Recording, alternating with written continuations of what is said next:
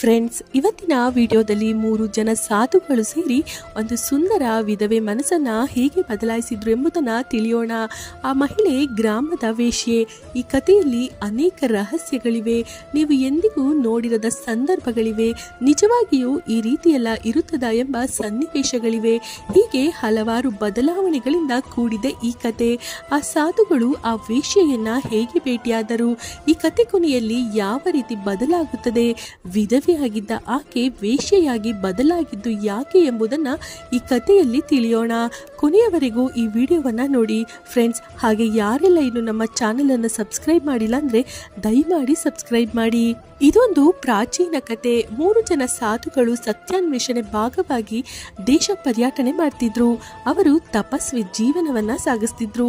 ಪ್ರತಿ ಗ್ರಾಮಗಳಿಗೂ ಹೋಗಿ ಭಿಕ್ಷಾಟನೆ ಮಾಡುತ್ತಾ ಎಲ್ಲರಿಗೂ ಜೀವನ ಸತ್ಯವನ್ನ ಬೋಧಿಸ್ತಿದ್ರು. ಅವರ ಏಕೈಕ ಗುರಿ ಸತ್ಯವನ್ನ ಅರಿಯೋದು. ಪ್ರತಿ ಮನುಷ್ಯನು ಕೂಡ ತನ್ನ ಜೀವನದಲ್ಲಿ ಈ ಅನ್ವೇಷಣೆಯನ್ನ ಮಾಡಲೇಬೇಕು. ಒಂದು ಬಾರಿ ಬೇಸಿಗೆ ಸಮಯದಲ್ಲಿ ಸೂರ್ಯ ಉದಯಿಸುವ ಸಮಯದಲ್ಲಿ ಆ 3 ಜನ ಸಾಧುಗಳು ಒಂದು ಗ್ರಾಮವನ್ನ ಸೇರ್ಕೊಳ್ತಾರೆ. ಇದು ಒಂದು ಚಿಕ್ಕ ಗ್ರಾಮವಾಗಿದ್ದು ಕೇವಲ ಕೆಲವು ಮನೆಗಳು ಮಾತ್ರ ಅಲ್ಲಿವೆ. ಸುತ್ತಲೂ ಹಚ್ಚ ಹಸಿರಾದ ವಾತಾವರಣ ಇದೆ. ಅಲ್ಲಿನ ಪ್ರಜೆಗಳು ಸಾಧಾರಣವಾಗಿರ್ತಾರೆ. ವ್ಯವಸಾಯವೇ ಅವರ ಜೀವನ ಆಧಾರವಾಗಿರುತ್ತೆ. ಗ್ರಾಮದೊಳಗೆ ಬಂದ ಸಾಧುಗಳು ಭಿಕ್ಷಾಟನೆ ಮಾಡ್ತಿರ್ತಾರೆ. ಗ್ರಾಮಸ್ಥರು ತುಂಬಾ ವಿಶ್ವಾಸದಿಂದಲೇ ಅವರಿಗೆ ಅನ್ನ ನೀರನ್ನ ಕೊಡ್ತಿದ್ದಾರೆ. ಹಾಗೆಯೇ ಸಾಧುಗಳು ಉಪದೇಶವನ್ನ ಶ್ರದ್ಧೆಯಿಂದ ಕೇಳ್ತಿದ್ರು. ಹಲವರು ತಮ್ಮ ಸಮಸ್ಯೆಗಳನ್ನ ಹೇಳುತ್ತಾ ಪರಿಹಾರವನ್ನ ಕೂಡ ಕೇಳ್ಕೊಳ್ತಿದ್ರು. ಸಾಧುಗಳು ತುಂಬಾ ತಾಳ್ಮೆಯಿಂದ ಅವರ ಸಮಸ್ಯೆಗಳಿಗೆ ಪರಿಹಾರವನ್ನ ಸೂಚಿಸ್ತಿದ್ರು. ಹೀಗೆ ಗ್ರಾಮವೆಲ್ಲ ಸುತ್ತಾಡಿ ಭಿಕ್ಷೆ ಪಡೆದ್ರು. ಆದ್ರೆ ಗ್ರಾಮದ ಕೊನೆಯಲ್ಲಿ ಒಂದು ಗುಡಿಸಲು ಕಾಣಿಸ್ತಿತ್ತು. ಗ್ರಾಮದ ಅಂಚಿನಲ್ಲಿರುವ ಆ ಗುಡಿಸಲು ಪೂರ್ತಿಯಾಗಿ ಬೇರೆಯಾಗಿತ್ತು. ಅಲ್ಲಿಗೆ ಯಾರು ಹೋಗೋದಿಲ್ವಂತೆ. ಭಿಕ್ಷಾಟನೆ ಮಾಡ್ತಿರುವಾಗ ಸಾಧುಗಳಲ್ಲಿ ಒಬ್ಬ ಗ್ರಾಮಸ್ಥನನ್ನ ಕೇಳಿದ್ರು, ಆ ಗುಡಿಸಲು ಯಾರದ್ದು? ನಾವು ಇಡೀ ಊರಲ್ಲಿ ಭಿಕ್ಷೆ ಪಡೆದವು, ಆದ್ರೆ ಆ ಗುಡಿಸಲ ಬಳಿ ಹೋಗ್ಲಿಲ್ಲ ಎಂದರು. ಆಗ ಗ್ರಾಮಸ್ಥನ ಮುಖ ಒಂದೇ ಬಾರಿಗೆ ಬದಲಾಯಿತು. ಸಾಧುಗಳನ್ನ ಆಶ್ಚರ್ಯವಾಗಿ ನೋಡಿದ ನಂತರ, ಸಾಧುಗಳೇ, ನೀವು ಆ ಮನೆಗೆ ಹೋಗಬೇಡಿ, ಆ ಮನೆ ನಿಮಗೆ ಸೂಕ್ತವಾದ ಜಾಗವಲ್ಲ ಎಂದನು. ಆಗ ಸಾಧುಗಳು ಕುತೂಹಲದಿಂದ ಏಕೆ ಹೋಗಬಾರದು, ಅಲ್ಲಿ ಯಾರಿದ್ದಾರೆ ಎಂದು ಕೇಳಿದರು. ಗ್ರಾಮಸ್ಥನು ಗಟ್ಟಿ ಧ್ವನಿಯಿಂದ, ಅಲ್ಲಿ ಒಬ್ಬ ವಿಧವೆ ಮಹಿಳೆ ಇದ್ದಾಳೆ, ಆದರೆ ಈಗ ಆಕೆ ವೇಶ್ಯೆಯಾಗಿ ಬದಲಾಗಿದ್ದಾಳೆ. ಈ ಗ್ರಾಮದ ಕೆಲವು ಪುರುಷರು ರಾತ್ರಿ ಸಮಯದಲ್ಲಿ ಆಕೆಯ ಬಳಿ ಹೋಗ್ತಾರೆ. ಆಕೆ ಅಪರೂಪದ ಸೌಂದರ್ಯವತಿ.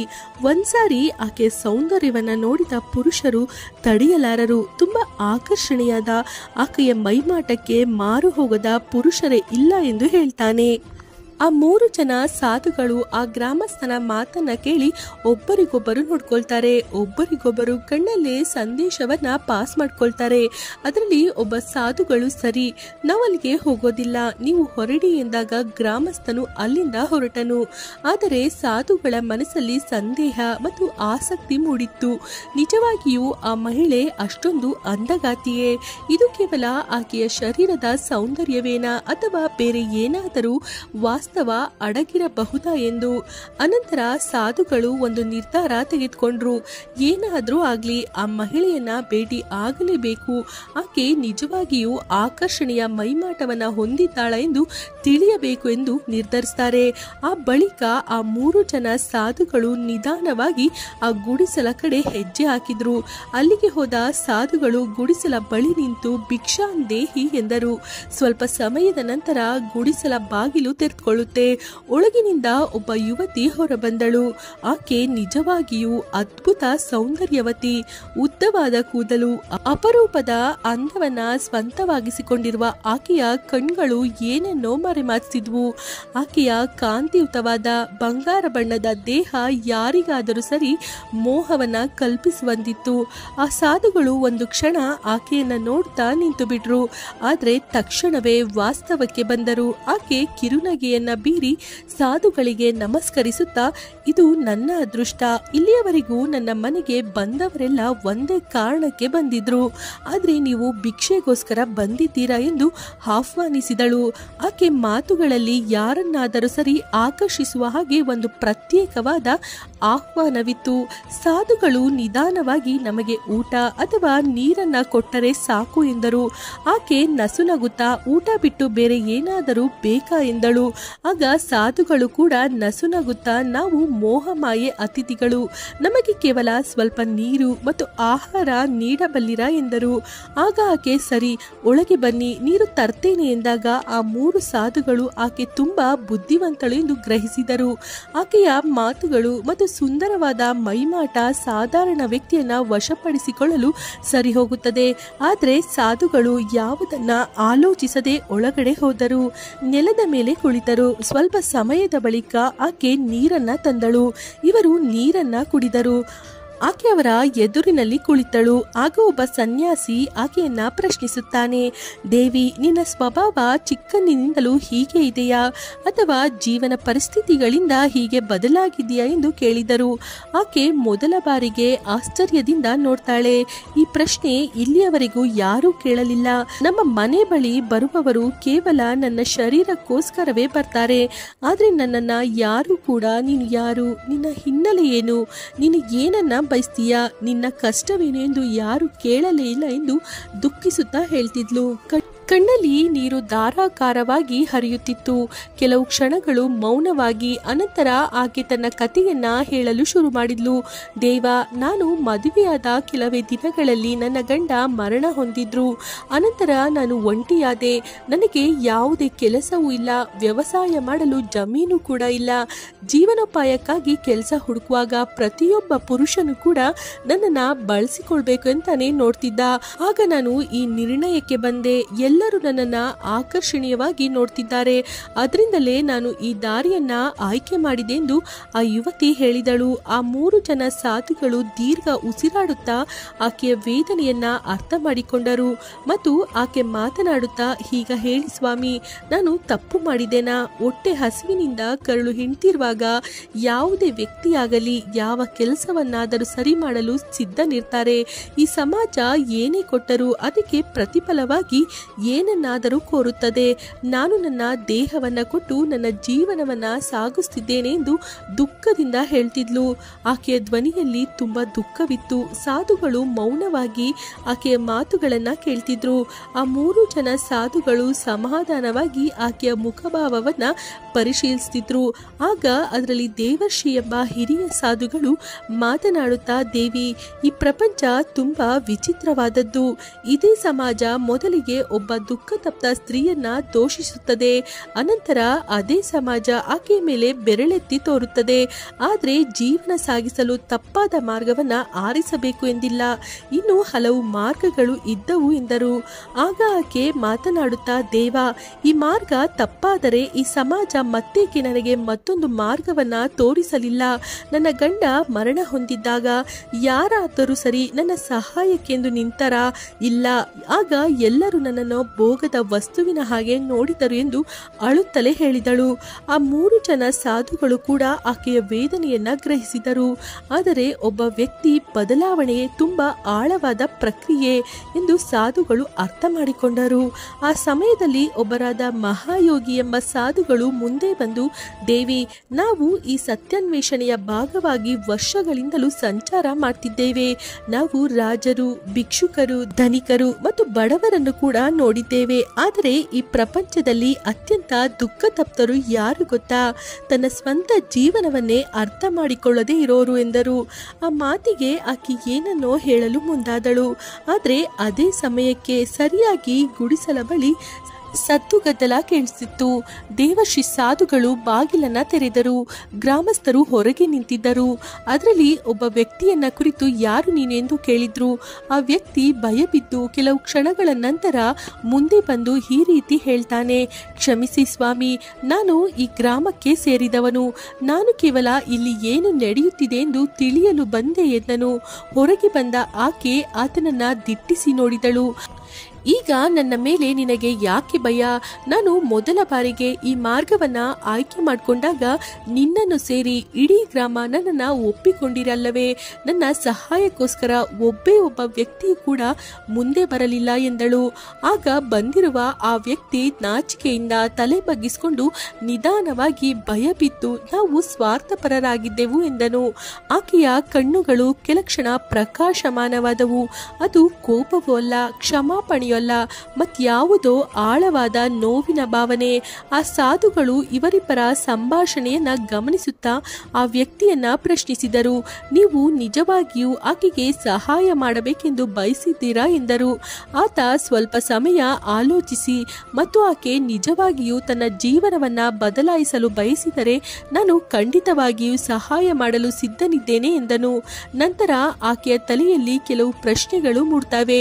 ನಾನು ನಿಜವಾಗಿಯೂ ಬದಲಾಗಬಲ್ಲೆನಾ?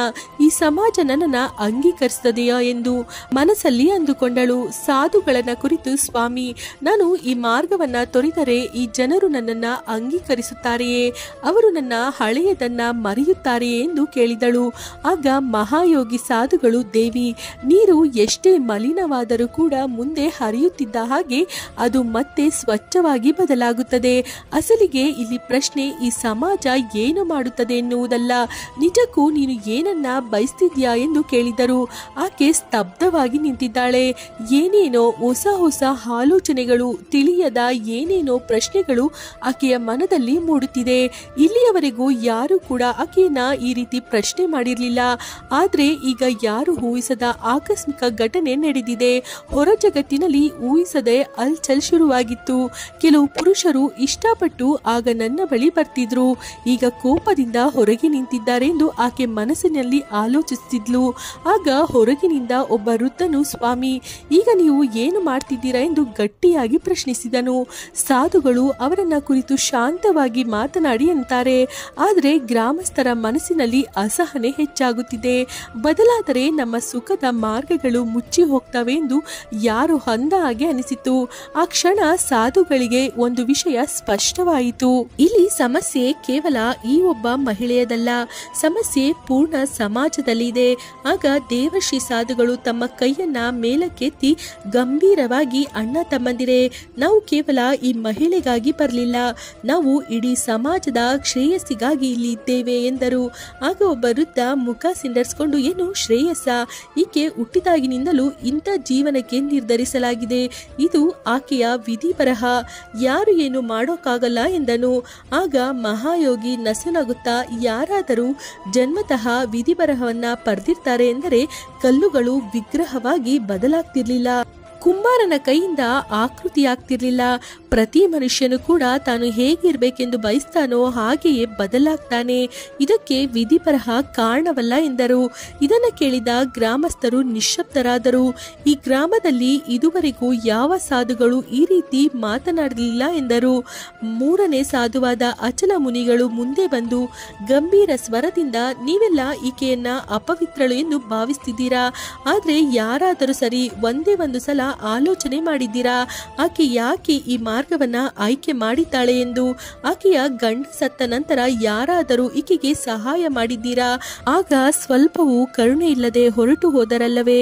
ಅನಂತರ ಆಕೆ ದೇಹವನ್ನ ಬಯಸಿದ್ದೀರಾ ಅಲ್ಲವೇ ಎಂದಾಗ ಗ್ರಾಮಸ್ಥರೆಲ್ಲರೂ ಒಬ್ಬರ ಮುಖ ಒಬ್ಬರು ನೋಡಿಕೊಂಡು ನಾಚಿಕೆಯಿಂದ ಎಲ್ಲರೂ ತಲೆ ತಗ್ಗಿಸಿದರು.